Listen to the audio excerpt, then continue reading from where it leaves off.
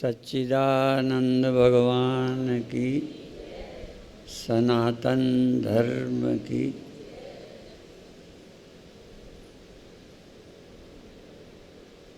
ये कहा था हमने कि श्रीमद् भागवत स्वयं कथा के सुनने के योग्य बना देते।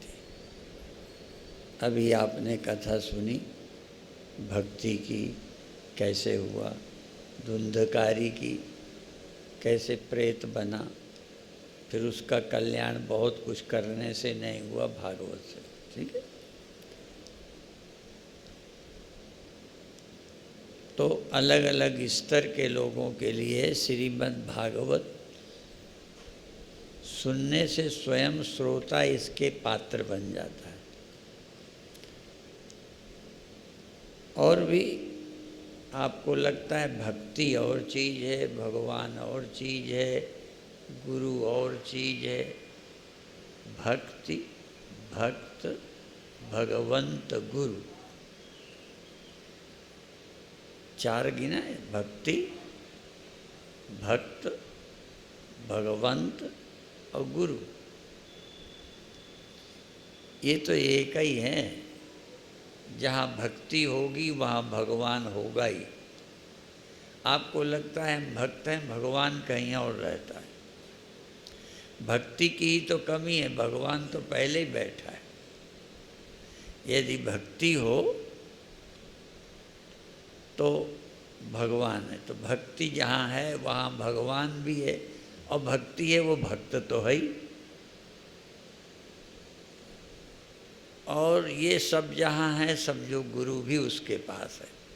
नहीं है तो गुरु आपके पास है ही नहीं, सुना गुरु चला गया। भक्ति है तो भगवान है, भगवान है, भक्ति है तो आप भक्त हैं, और आप भक्त हैं तो जरूर गुरु है। यदि भक्ति नहीं है तो आपके पास गुरु नहीं है। तो ये चारों इकट्ठे रहते हैं। अब ये देख लो, आपके चार में एक होगी तो चारों इकट्ठे हो जाएंगे। ये अकेले नहीं रहते। कोई कहे मेरे अंदर भक्ति तो है, भगवान नहीं। भक्ति है तो भगवान है। अभी सुना था ना, मद भक्ता यत्र गायन्ति तत्र तिष्ठामि नारद।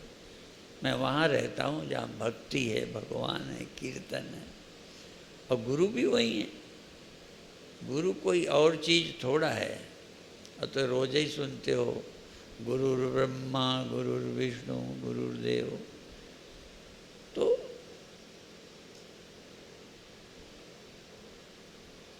आप स्वामी अनुभूतानंद जी के प्रारंभ कराए हुए इस कार्यक्रम में आप भाग ले रहे हैं। समझो वो प्रसन्न हो रहे हो कि हमारा कार्यक्रम ठीक चल रहा है। ठीक है, ये बहुत बड़ी बात है कि हम अपने जीवन से किसी को प्रसन्न कर पाए। बड़ा मुश्किल है प्रसन्न करना, प्रसन्न रखना, दूसरे को समझना। हम समझते नहीं। हम तो ये कथा कितनी बार कह चुके हैं कि यदि आप सीता की जगह होते, जगह सीता नहीं होते, सीता की जगह होते, तो राम को दुश्मन मानते।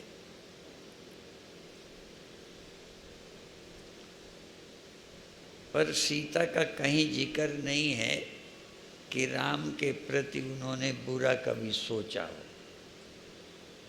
वनवास हो गया, छोड़ दी गई, क्या व्यवहार हुआ, पर शिकायत कोई नहीं। और सीता राम के मन की जानती थी। आप जिसके साथ रहते हो उसकी मन की नहीं जानते, समझना ही नहीं चाहते। रोटी बना दी, खा ली, खिला दी। इसका पता कब चलता है? भगवान राम की सोच क्या है, नेचर क्या है। तो जब नदी पार करते हैं तो राम ने नहीं कहा, केवट ने पैसे नहीं मांगे। सीता सब कहती हैं कि प्रभु सकुचे हम कछु नहीं दीना, केवट उतरी दंडवत कीना। नाव से उतरने के बाद केवट ने प्रणाम किया तो प्रभु को संकोच होगा, क्योंकि पास में तो कुछ है नहीं देने के लिए। तो राम के मन की जानने वाली सीता ने मुंदरी उतार दी कि ये उतराई दे दो, माने मन की समझ के। जो मन की समझ के सेवा करता है वही सच्चा सेवक होता है। क्या चाहते लोग गुरु को नहीं समझते, गुरु की क्या जरूरत। कई बार आप भोजन अपने मन का लाते हैं, कपड़े मन का लाते हैं, अपने मन का। गुरु को क्या चाहिए कभी जानना भी नहीं चाहते। पिता को क्या चाहिए, ये खा लो वो खा लो। क्या चाहिए, क्या चाहते हैं, ये समझना। कथा का सार है कि हम एक दूसरे को समझें। और धुंधकारी को तो सुना ही लिया आपने। तो हम समझते नहीं, काम तो करते हैं, जीवन लगा देते हैं, पर एक दूसरे को समझते नहीं। और ये गाना हमने यहीं सुना और कई जगह सुन लिया कि प्रेम करते हैं सब, हाँ? कहते हैं सब, करते हैं सब, पर ये जानते नहीं प्रेम क्या है। और मेरे ही प्रवचन में कभी यहाँ लगा रहता है तो मैं उदाहरण देता हूँ कि भगवान कृष्ण को छील के छिलका दे रहे हैं, इतना प्रेम में विह्वल है। आपको कोई इतना प्रेम में विह्वल हो जाए, हमारे साथ हुआ, कई प्रेम में विह्वल हैं, प्रेम से भोजन कराते हैं और नमक की जगह फिटकरी डाल दी।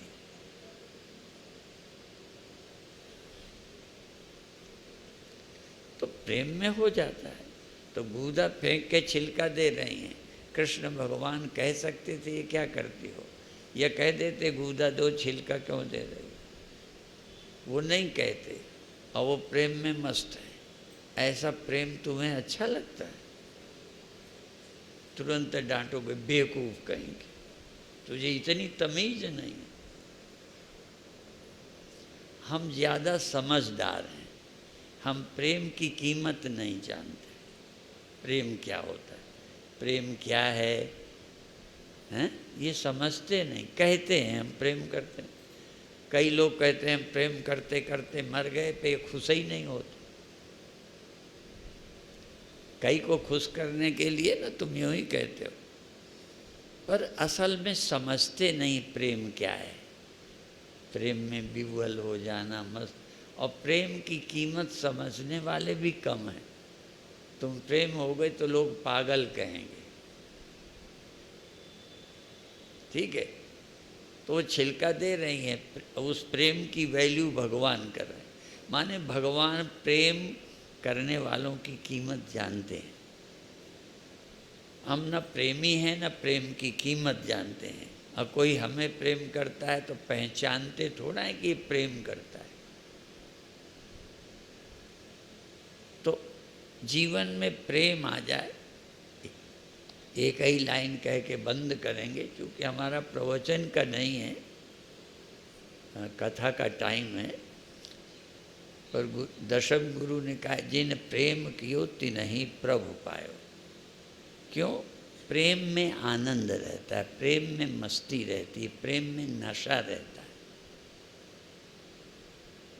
कभी कभी ज्ञान रूखा बना देता है, इसलिए प्रेम चाहिए। और प्रेम के बाद जो ज्ञान होता है वो ज्ञान भी अच्छा है। अब आप आंख बंद करो, रीढ़ सीधी करो, मेरुदंड सीधी हो, आँख बंद हो, शरीर कड़ा ना हो, नरम हो, रीढ़ टेढ़ी ना हो, रीढ़ सीधी रहे, और सारा शरीर एक एक नस नाड़ी मांस की पेशी शिथिल हो जाए, एक एक नाड़ी भीतर की बिल्कुल शिथिल आराम में हो, और सिर की नसें बिल्कुल आराम में हो, जैसे छोटा बच्चा लेटा होता है, सोया होता है। ऐसा लगेगा जैसे समाधि में है, आँखें बंद, कोई चिंता नहीं, टेंशन नहीं। तो आपके दिमाग में कुछ सोच नहीं, सोचना नहीं, विचारना नहीं, सब खत्म। सिर की नसें ढीली, आँखें आराम से बंद हो, कड़ी न हो। जब आप क्रोध करते हो तो आँखें खींचती हैं, चिंता करते हो तो दिमाग की नसें खींचती हैं। सब शिथिल करो और श्वास आने दो और जाने दो। श्वास आई तो नीचे पेट तक जाने दो। श्वास धीरे धीरे पेट तक गई और धीरे धीरे पेट फैल गया और पेट दब गया, श्वास लौट गई। पेट उभर गया, श्वास आई। श्वास के आने में पेट उभर रहा है, थोड़ा सा गुब्बारे की तरह, और श्वास लौटी, पेट धीरे धीरे शिथिल हो रहा है। पूरा ध्यान मणिपुर चक्र नाभि में। नाभि में ध्यान क्यों करना? नाभि से ही बचपन में हमें खुराक मिली। जब हम मुख से नहीं खाते थे तो माँ की ताकत, हम झिल्ली में बंद थे और एक नाड़ा था और नाड़ा नाभि से जुड़ा था, उससे ही हमें सारी खुराक मिली। तो जब हम नाभि में ध्यान करते हैं तो हमको बहुत दिव्य शक्ति प्राप्त होती, दिव्य आनंद प्राप्त होता है। तो आप नाभि में जागें, वहीं से बैठे, जैसे पहले लोहार के धौंकनी होती थी, वो हाथ ऐसे करता, हवा जाती आती, सारा दारो मदार हाथ में था। ऐसे ही आप नाभि में हैं, श्वास ले लेते हैं, नाभि में बैठे श्वास ले रहे हैं, और नाभि में बैठे बैठे श्वास छोड़ रहे हैं। आप अपने रहने की जगह पेट, इससे अच्छी नरम जगह, सिर भी कड़ा, पैर भी कड़े, रीढ़ भी कड़ी, नरम यदि कुछ है तो पेट। जैसे डनलप का गद्दा होता है, छोटे बच्चे को नरम गद्दे पे लिटा देते हैं, ऐसे ही आप अपनी चेतना को, ये पेट में नरम, ये डनलप की तरह गद्दा है, इसी नाभि में आप रहो, आराम करो, श्वास ले लो और छोड़ दो। होश से श्वास लो और छोड़ दो, होश से श्वास लो और छोड़ दो। एक बार ख्याल करो, इस समय मैं चाह रहित हूँ, इस समय मैं चिंता रहित हूँ, इस समय मुझे बहुत चिंताएं हैं पर इस समय नहीं। इस समय न कोई चाह है, न इस समय कोई चिंता है। थोड़ी देर के लिए चाह रहित, चिंता रहित हो जाओ और सहज प्रसन्न रहो। कोई रिजल्ट के कारण नहीं, कोई लॉटरी आई है इसलिए नहीं, लड़का हुआ है इसलिए नहीं, शादी हुई है इसलिए नहीं, कोई काम के कारण नहीं, मैं सहज प्रसन्न हूँ। इसलिए हम लोग कई बार संतों के नाम रखते हैं सहजानंद। सहज आनंद, सहज,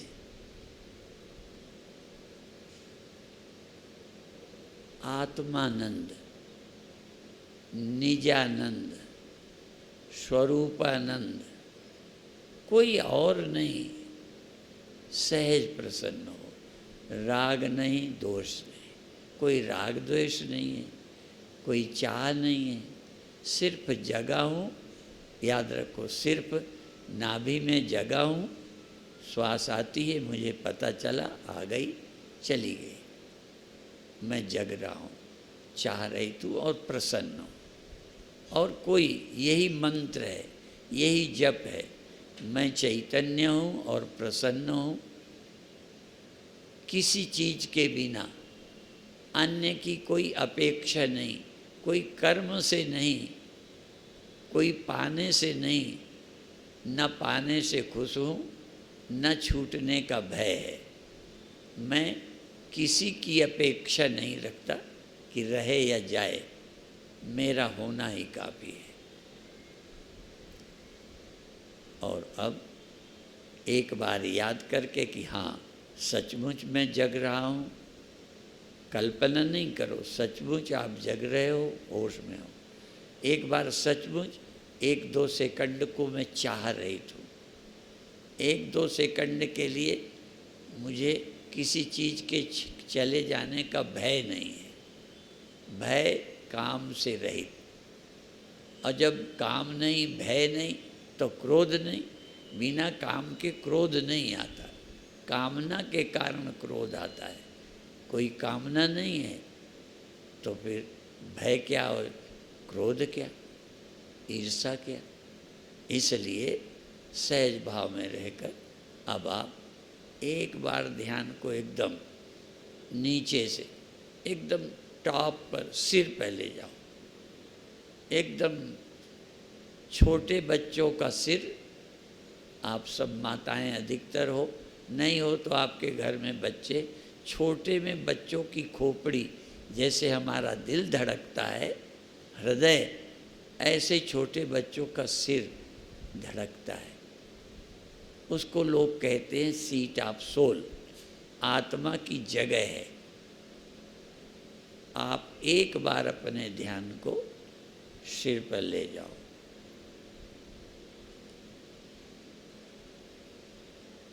और अनुभव करो वहाँ क्या होता है। कुछ दिनों में तुम्हारे सिर में भी वहाँ धड़कन होने लगेगी, सिहरन होने लगेगी, क्रिया होने लगेगी, और उस क्रिया के सुख में आप ठहरने लगेंगे। जैसे चुंबक और लोहा खींचते हैं, ऐसे ही वो जगह चुंबक बन जाएगी और आपका मन लोहे की तरह वहाँ खींच जाएगा।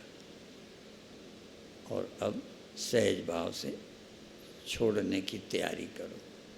अब आप ध्यान को सहज आँखों पर ले आओ। अभी खोली नहीं, पर ध्यान अब आँखों पे आ गया, पूरा पूरा ध्यान आँखों पर आया। और अब धीरज से, बिना कुछ किए, धीरज से अपनी पलकों से पूछो, खोलूं? बंद रहना अच्छा लगता है कि खोलने की इच्छा है? अपने अंदर से पूछ लो, फिर धीरे से अपनी पलकें खोल लो। बहुत अच्छे। ओम शांति शांति शांति।